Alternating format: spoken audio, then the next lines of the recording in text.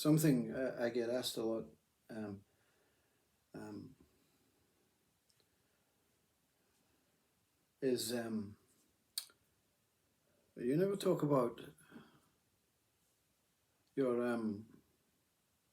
the universe. You know, all these apparent enlightened saints and beings and gurus, and they have some sort of scientific or um, biological connection to spirituality and religion. And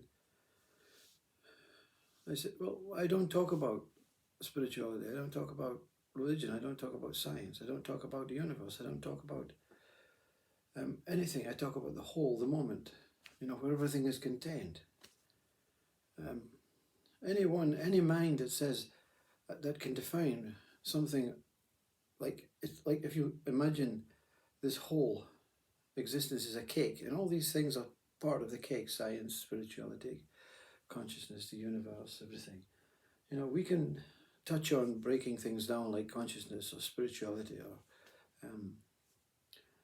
the universe, but to actually really understand or examine or accept any words as a speaker who doesn't really tag something or say that's the most important thing or that's the least important thing, or without this you can't have that.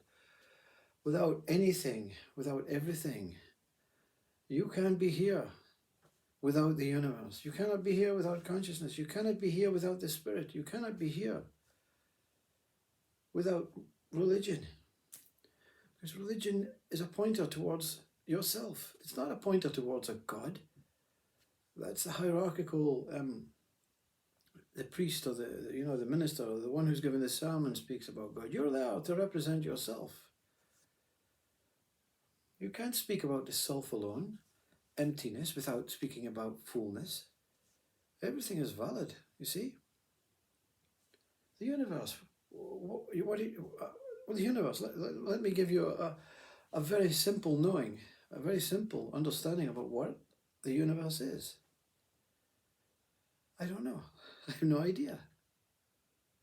But I know for sure that when you say, I am the universe, you're not telling a lie. Because you cannot be here without being in it. I mean, isn't the earth in the universe? Is it within the universe, or is the universe something different from the earth? Of course it's not. Everything is the same thing. So to say I am the universe is to say, yes, I am the universe, because I cannot be separate from the universe while I'm in this body. And while I'm not in this body, I don't know. We may continue to exist as a universe. Experiences have said to my mind that when you pop out of this body, you're still going to be in the universe. You're still going to be self. You're still going to be spirit. You're still going to be consciousness. The whole thing is inseparable. And if you want to put a God in the middle of it, that core point, and say, well, everything from God. It's like a flower, that middle, that sunflower, that beautiful bit in the middle is God, and the rest is everything. But the petals don't stop at a particular boundary. They continue to just go. That's how it's seen. That's how to say you know something is to say, I know the whole. But the whole, when it's dissected, is unknown. And it's of no interest to ego mind. That's why there's no viewers on this page, on this channel. There's no interest. I want to know about consciousness. I want to know about the universe. I want to know about the future. I want to know about God. Everything is not at your fingertips. Your fingertips is everything. You cannot have a finger without spirit, without consciousness, without the universe. Is it outside of the universe? Is this not surrounding it, the universe? Is not the inside the universe? There's something very simple that our minds just don't want to rest its laurels on. The mind doesn't want simplicity. The mind wants challenge and complexities. It wants discoveries, and then when it gets old, it says, what the hell did I do with my life? You walk past a flower when you're, I don't know, whatever you class as old, whenever your mind has been so compact that there's no more room, and you say, oh, to hell with this, take it all away, and it goes all away, and then you look at the flower and you say, wow. But you don't say, what is the flower? Is it separate from the universe? What biological qualities does it have? You've done all that. All that's just wasted energy, wasted time. What are we trying to prove by understanding the universe and understanding the body and understanding all these things? Or to help our children. But they're going to die. We all die. We're not doing this investigation to discover infinite human biological life. It's impossible. Even the Earth doesn't remain alive in the same way as it did 3,000 years ago, 10,000. It explodes and creates different aspects to it. You're here to investigate yourself. Whether it's a practical, physical investigation about what I can do, how I play tennis, what I can do at climbing, skiing, painting, music, as a father, as a wife, as a partner, as a child, as a friend, or the spiritual. How far do I go, you see? If your eyes can perceive the sky, yeah, then you're perceiving the universe. If they perceive the stars, you're perceiving the stars. Are you out? Are you not? Are you separate from the stars and the sky? If you look inwards, there appears to be a separation, but in fact it's a unity. You see that the universe is that way, and the universe is also that way, and you're bang in the core center of your universe, whatever you are. I apologize if this channel speaks about something is more important or lesser important or lesser or more, enlightenment is just another experience of whatever the whole. Everything is experienced within the whole. Is the whole infinite? Is it immortal? Of course it is. Of course it is. Are you out of this experience, out of this whole? Well, if you are, then it doesn't make sense even to the saints, to the sages, to God, to the ego. It doesn't make sense to the mind. The body is put in a coffin in the earth. It's still in the universe. Yeah?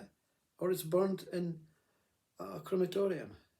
And the smoke and what remains of it out into the sky, into the universe. You can say there only is universe. But if you say that, you may then say, well, there's only universe and there's God. Well, how can there be two? I mean, how can there be two? How can you be separate? You and the world, you and the universe, you and God, you and consciousness. You experience all these things every day. In a body, out of a body.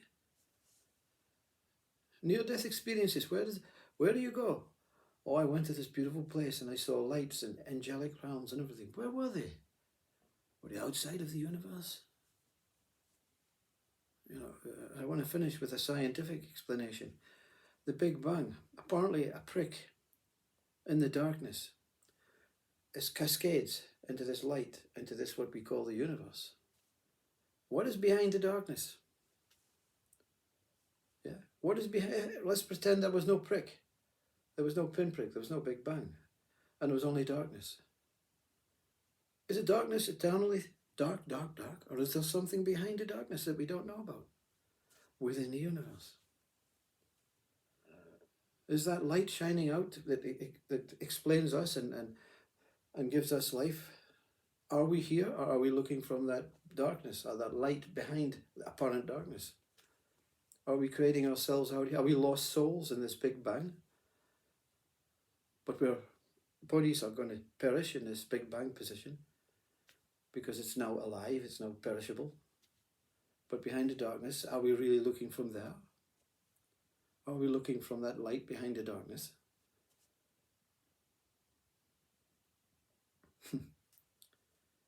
I don't know. You see, that's the sweetest thing, to say that I absolutely know the whole, that everything is one. But to try and describe that one, you can describe it as a human mind and say, yeah, well, the one consists of planets, stars, a universe, a consciousness, a spirit, a form, a biology, nature, energies, gases, everything, on it goes, on and on and on it goes. You can say that. Or you can say, I know 100% that the whole is that what it is. But to try and describe what this whole is, I 100% know that I don't know. I 100% know that I don't know. But I know that I don't know.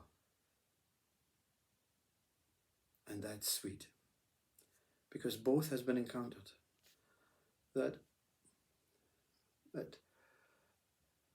when you go to the carnivals and you used to have this hammer and you would hammer the bell or hammer the platform, and this bell would come up and this shooting piece of brass would come up and try and hit the bell. And when you hit the bell, that's it, you've reached the top. That's what I know, I've reached the top. But there's nothing to see from the top. And there's nothing to see even if I was at the bottom. It can be experienced, but it cannot be understood, it cannot be shared. So these videos are just ways of describing that one moment, that whole, where everything that you class as separate, God, consciousness, spirit, everything, is one whole as it is. And you can say, I am that I am. That being the whole. I am the whole I am. A mirror-like being, shining from both directions. I don't know what else to say. Enough's enough.